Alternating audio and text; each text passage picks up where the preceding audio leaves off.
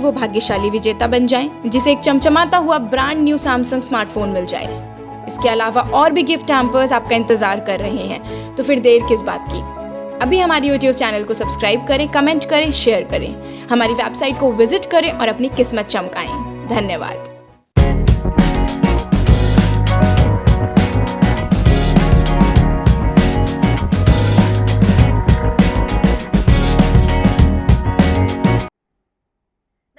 स्वागत है आप सभी का शिफ्ट 24 में। मैं हूं गरिमा रितेश और अब रुक करेंगे देश की अहम खबरों का। भारत समेत 184 देशों ने किया अमेरिका के खिलाफ निंदा प्रस्ताव का समर्थन। बाइडेन पुत्र ने पिता के अकाउंट से वेश्या को दिया 18 लाख। साल 2022 तक 1/3 कर्मचारी घर से काम करेंगे। बीजेपी की चुप्पी पर चिराग ने जताई हैरानी। दूसरी लहर में किराना स्टोर पर टूटा कहर।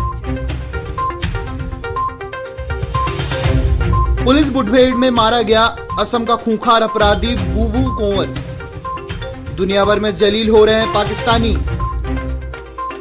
कोरोना का हर वेरिएंट से लड़ने के लिए बन रही है सुपर वैक्सीन। एक ही मंडप में युवक ने कर ली 2 लड़कियों से शादी, परिवार भी राजी। दिल्ली में जल्द शुरू होगी स्पोर्ट्स यूनिवर्सिटी। और अब जानते हैं खबरें विस्तार से। क्यूबा पर आर्थिक प्रतिबंध लगाने के अमेरिका के फैसले के खिलाफ संयुक्त राष्ट्र में निंदा प्रस्ताव पारित किया गया है। इस प्रस्ताव का कुल 193 सदस्य देशों में से 184 ने समर्थन किया है। वहीं अमेरिका, इजराइल ने इसका विरोध किया है। इसके अलावा ब्राजील, कोलंबिया और यूक्रेन प्रक्रिया में शामिल नहीं हुए। वहीं 4 देशों ने वोट ही नहीं किया। इन देशों में central African Republic, Myanmar, Moldova और सोमालिया शामिल हैं। प्रस्ताव पर वोटिंग से पहले अमेरिकी राजनयिक रोडनी हंटर ने बाइडेन प्रशासन का पक्ष रखते हुए कहा है कि हमारा मतदान इसके खिलाफ है। अमेरिकी राष्ट्रपति जो बाइडेन के बेटे हंटर बाइडेन अक्सर विवादों में रहते हैं और अब उनको लेकर एक और बड़ा खुलासा हुआ है।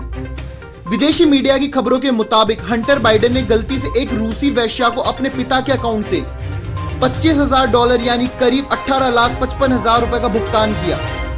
हंटर ने रूस से याना नाम की वेश्या को बुलाया था। सभी मैसेज, तस्वीरें हंटर बाइडेन के लैपटॉप में सेव थी।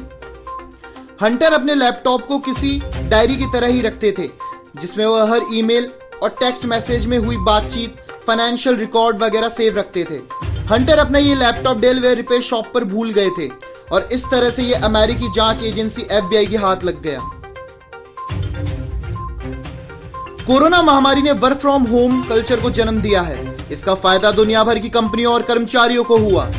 रिसर्च फर्म गार्टनर की रिपोर्ट के अनुसार अगले साल यानी 2022 तक 1/3 कर्मचारी घर से ही काम करेंगे।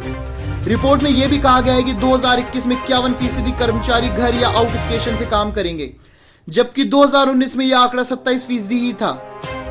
साथ ही कंपनियां वर्क फ्रॉम होम को प्रभावी करने की दिशा में कदम उठाएंगी। लोक जनशक्ति पार्टी में सियासी खींचतान जारी है। चिराग पासवान के चाचा पशुपति पारस गुट ने लोजपा पर कब्जा कर लिया है, जबकि इसकी नींव जमुई सांसद के दिवंगत पिता ने रखी थी। ऐसे में चिराग पासवान ने बुधवार को बीजेपी और प्रधानमंत्री नरेंद्र मोदी तक पहुंचने की कोशिश की। पिछले साल हुए बिहार विधानसभा चुनाव के दौरान चिराग ने खुद को पीएम मोदी का हनुमान बताया था। कोरोना महामारी की दूसरी लहर के चलते किराना दुकानों की बिक्री पर बुरा असर पड़ा है। छोटे दुकानदारों की बिक्री 10% से 15% घटी है, जबकि पहली लहर के दौरान किराना दुकानों की बिक्री में 6% से 7% की वृद्धि दर्ज की गई थी। बाजार विशेषज्ञों का कहना है कि पहली लहर के दौरान मांग बढ़ने और दूसरी में घटने की कई वजह हैं। कोरोना की पहली लहर में बाजार में बड़ी अव्यवस्था थी, लोगों में डर का माहौल था। ई-कॉमर्स कंपनियों और डिपार्टमेंटल स्टोर द्वारा सामान की बिक्री पर रोक लगा दी गई थी। वहीं पैनिक बाइंग के कारण लोग घर में जरूरी सामान को खरीदकर स्टोर कर रहे थे।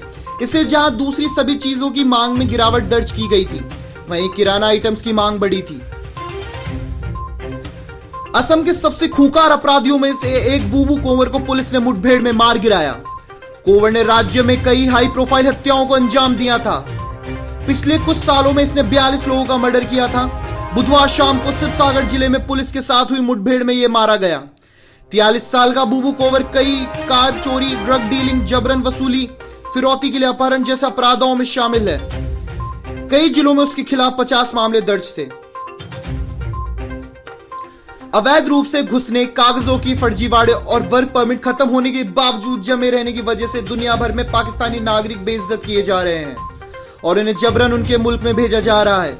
2015 से अब तक हर दिन औसतन 283 पाकिस्तानी नागरिकों को निकाला जा रहा है। 2015 से अब तक 138 देशों में से 6,18,877 पाकिस्तानियों को वापस भेजा है। कोरोना के नए रूप दुनिया के लिए चुनौती बने हुए हैं, मगर इस बीच एक अच्छी खबर भी है। वैज्ञानिक ऐसी सुपर वैक्सीन तैयार करने के करीब हैं जो कोरोना के कारण पैदा होने वाली भविष्य की सभी महामारियों से बचा सकती है। इस टीके का चूहों पर सफल ट्रायल किया जा चुका है। टीके को अमेरिका की नॉर्थ कैरोलिना यूनिवर्सिटी ने तैयार किया है। यूनिवर्सिटी के अध्ययन को साइंस जर्नल में प्रकाशित किया गया है।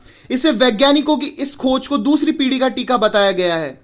वैज्ञानिकों के मुताबिक यह टीका न सिर्फ कोविड-19 बल्कि कोरोना वायरस फैमिली के सभी खतरनाक वायरस से लड़ने की मदद करेगा। जिन चूहों पर इसका परीक्षण किया गया वे सार्स-कोव और कोरोना के दूसरे वेरिएंट से पीड़ित थे। वैज्ञानिकों ने अगले साल तक इंसानों पर इसके परीक्षण की उम्मीद जताई है।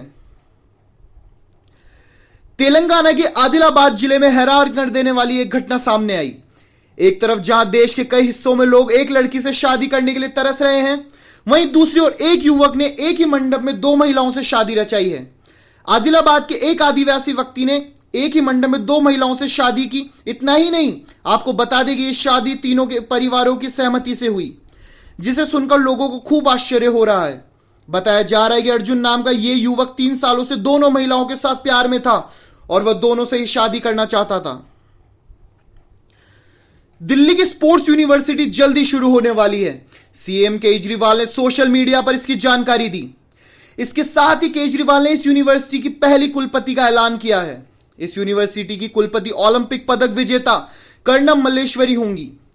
सीएम केजरीवाल ने पोस्ट किया है कि दिल्ली स्पोर्ट्स यूनिवर्सिटी शुरू हो रही है, हमारा बहुत बड़ा सपना पूरा हुआ। मुझे ये कहते हुए बेहद गर्व है कि ओलंपिक पदक विजेता कर्णम मल्लेश्वरी जी पहली कुलपति होंगी। आज उनके साथ मुलाकात हुई और विस्तार में चर्चा हुई। वहीं कर्णम मल्लेश्वरी ने दिल्ली खेल विश्वविद्यालय की पहली कुलपति नियुक्त किए जाने पर खुशी जाहिर की है। उन्हें बताया कि इस विश्वविद्यालय के उद्देश्य वैश्विक प्रतिस्पर्धा जैसे ओलंपिक, कॉमनवेल्थ सहित अन्य खेलों के लिए खिलाड़ी तैयार करना है। हालांकि उनका यह भी कहना है कि देश में जो भी प्रतिभाशाली खिलाड़ी हैं और वंचित हैं, उनको भी यहां दाखिला देना, प्रशिक्षित करना और संबंधित खेल में दक्ष बनाना उद्देश्य है। न्यूज में फिलहाल इतना ही। देश और दुनिया की तमाम खबरों के लिए देखते रहिए शुभ 24।